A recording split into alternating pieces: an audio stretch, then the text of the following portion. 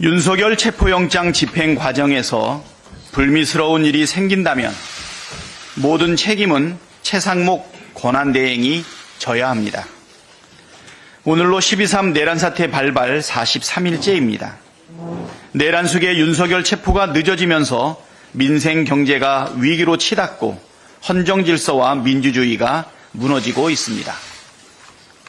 심지어 윤석열은 경호처 간부와 오찬 자리에서 자신의 체포를 막기 위해 총이 안 되면 칼이라도 쓰라고 지시했다고 합니다. 무슨 남미 마약갱 두목입니까? 법 집행을 막기 위해 총칼 쓰라고 지시한다는 게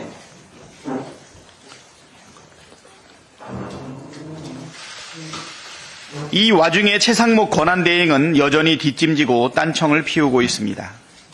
어제 최상목 권한대행은 관계기관 간의 폭력적 수단과 방법을 사용하는 일만큼은 절대 없어야 한다면서 소속 직원들의 안전과 기관 간 충돌 방지를 위해 상호 간 충분히 협의해 질서 있는 법 집행과 실무 공무원들의 안전을 확보해달라고 지시했다고 합니다.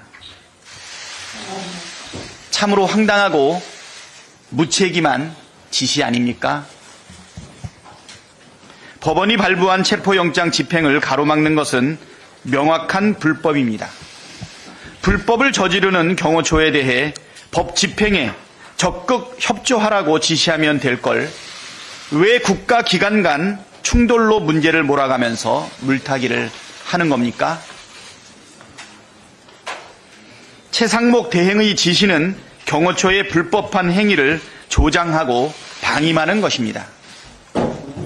헌법과 법률을 수호해야 할 의무가 있고 경호처를 관할할 권한이 있는 만큼 경호처의 불법 행위에 대한 책임이 누구보다 큽니다. 김성훈 경호차장, 이광우 경호본부장 등 불법 행위를 압박하고 조장하고 있는 간부들을 당장 직위 해제하면 그렇게 우려하는 유혈 충돌을 막을 수 있는 것 아닙니까?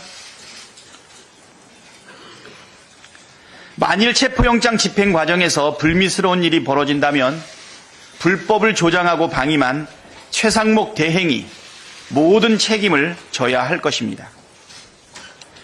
경호처 경호관들은 상관에 위법한 지시를 따르지 않을 권리가 있습니다. 적법한 체포영장 집행을 막으라는 지시는 불법이고 부당한 지시입니다. 위법한 지시를 거부하는 것은 징계 대상이 아닙니다. 징계를 한다 해도 법률이 정한 소청 심사 등 불복 절차가 있어 구제받을 수 있습니다. 그러나 적법한 체포영장 집행을 방해하는 행위는 특수 공무집행 방해 등 현행범으로 엄중하게 처벌을 받게 됩니다. 부당한 지시를 내린 상관이 경호관 여러분들을 지켜줄 수 없습니다. 상관의 부당한 지시를 따르다 애꿎은 범죄자가 되지 말고 체포영장 집행에 적극 협조하는 것이 유일한 살 길임을 명심해야 합니다. 국민의힘이 자체 내란 특검 법안을 낼지 말지 결정을 못했다고 합니다. 어제 오후 의원총회에서 특검을 반대하는 목소리를 넘어 비상계엄이 왜 잘못됐느냐고 항변하는 목소리도 다수 나왔다고 합니다. 온 국민이 보는 앞에서 사람을 칼로 찔러놓고 6초만 찔렀으니 범죄가 아니다. 수사도 처벌도 받으면 안 된다고 우기는 겁니까? 내란 선동죄 수사를 반대하는 것은 거꾸로 자신들이 내란 선동을 했다는 사실을 인정하는 것 아닙니까? 국민의힘은 원내 7개 중 6개의 정당이 모두 찬성한 내란 특검에 반대하지 말고 순순히 협조하기를 바랍니다.